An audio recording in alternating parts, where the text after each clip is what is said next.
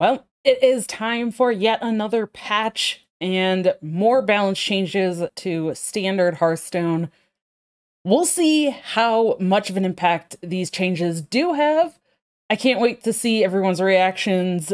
I'm sure some people will be pretty happy, some people might not be happy, but it also does look like there's a couple of buffs. Not quite as many as last time, but let's take a look and see what these changes are. Now, it is patch 24.2.2, and right off the bat, we see the very first change here is with Guff. Before, it would grant you full mana crystals, and now both the battle cry and the hero power, when you choose to gain mana through the hero power, will only get you empty mana crystals. I know that I've heard this suggested. I'm really curious to see how impactful this is. It will definitely be impactful the turns that it is used, especially I think some of the turns where Guff itself comes down with that battle cry. Just the difference of being able to play Guff and use the hero power to gain another mana in that same turn. Very, very powerful swings in a lot of games. So kind of curious to see on this. It's not what I would have liked for a nerf myself. I would have liked a decrease in the mana itself and how many mana you can max out at, or even a cost increase in Guff. I think there's already a lot of other ramp. I could see Guff going to 6 or maybe even 7, having been maybe a compromise as well. But we'll see how this one pans out. The next one is Edwin. Now this is a revert. It got buffed previously in the last change, in the last balance patch, but now it's being reverted back to the 4-mana 4/4. I know some people might be happy with this. Personally, I don't think that this actually needed put back. Yes, in the dev comment here, they mention about how much Edwin was being seen in decks. And honestly, I think that is not an Edwin problem. I think that's a current meta Rogue problem, because Rogue has lost a lot of other tools, and a lot of the stuff that Rogue has currently just doesn't really do enough in comparison to the other decks like Druid, like Mage.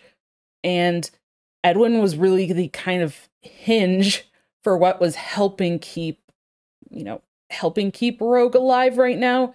There are some other things that I personally would have liked to see get touched in Rogue instead of Edwin, like the location.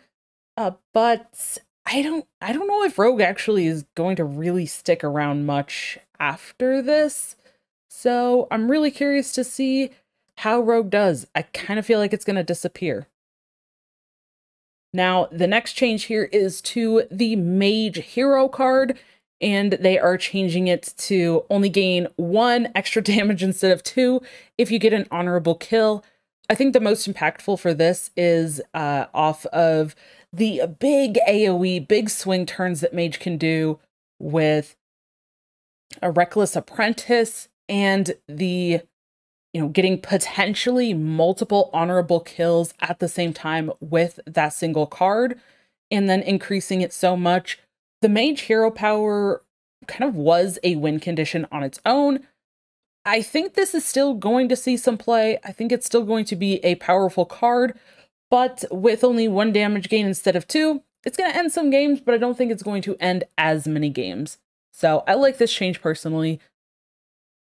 And the other Mage card that is getting nerfed is the Night Cloak Sanctum, the new location card. Gonna go down to 2 durability instead of that 3. Apparently they actually, in testing or like right before launch, they did have it at 2 durability, but then they didn't think it was good enough, so then they buffed it to 3, and clearly it was a little bit too much, so they are decreasing the use there.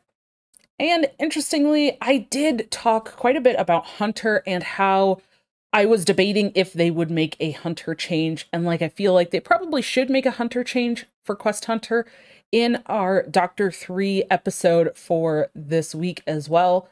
But I like this change. I like that they are, in a way, kind of preemptively changing this. I think with the changes to both, well, Mage especially, but I think the changes to Mage and Druid might mean that Hunter, especially Quest Hunter, kind of becomes the strongest deck.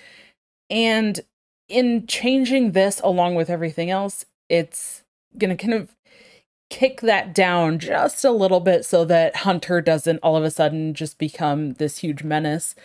It's basically just slowing it down slightly. Instead of only dealing damage with 2 spells for the first part of the quest, you have to deal 3, damage with 3 spells. And I think that's perfectly fine. I think especially with a lot of the pretty cheap damage spells that Hunter has, this seems very, very reasonable. Now we get into a neutral card here, Kale Thaws. They're increasing it not 1, but 2 mana, bumping it up all the way to 8 from 6. To me, Kale Thaws was a couple of turn earlier enabler, but I think a lot of the big powerful swings and game-ending plays that a lot of people have not enjoyed playing against are really due to Sire Denathrius and Bran, and I feel like Kale Thaws just kind of enabled them like maybe a turn or 2 earlier. Maybe this does slow things down, but I feel like in some cases the decks that were playing this probably just drop Kale Thaws out of the deck and still just end games with Bran and Denathrius. So I'm really curious on this one and see how much impact the Kale Thaws itself does have. And another neutral here, Smothering Starfish. This one I think is very, very interesting. A lot of people were talking about this card. This to me is just, it's whatever. Like, I don't feel like it needed nerfed, but I guess I can understand the thinking of why they would. This also to me kind of feels like a preemptive thing, but I don't know. This one, it just felt okay. Now a couple of buffs. They are changing Schoolteacher yet again.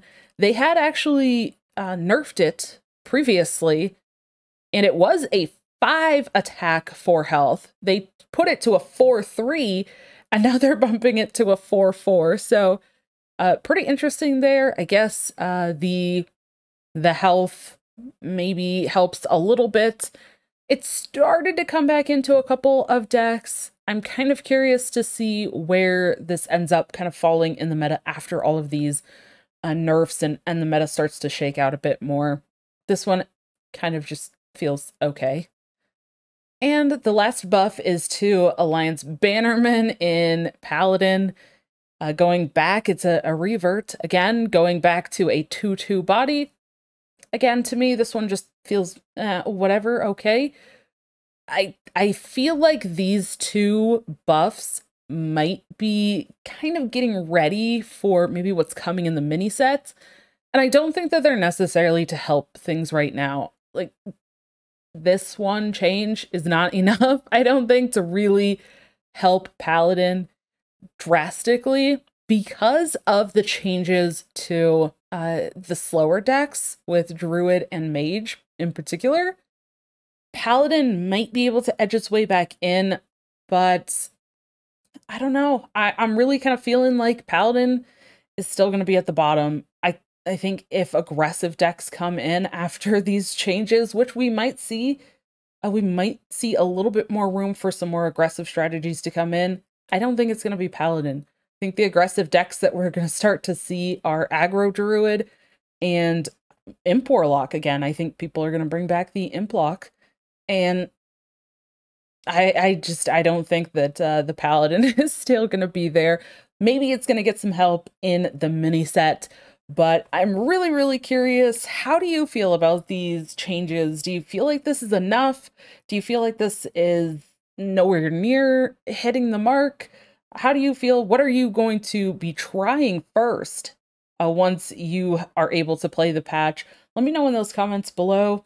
Thank you so much for checking this out, and I will see you in the next one.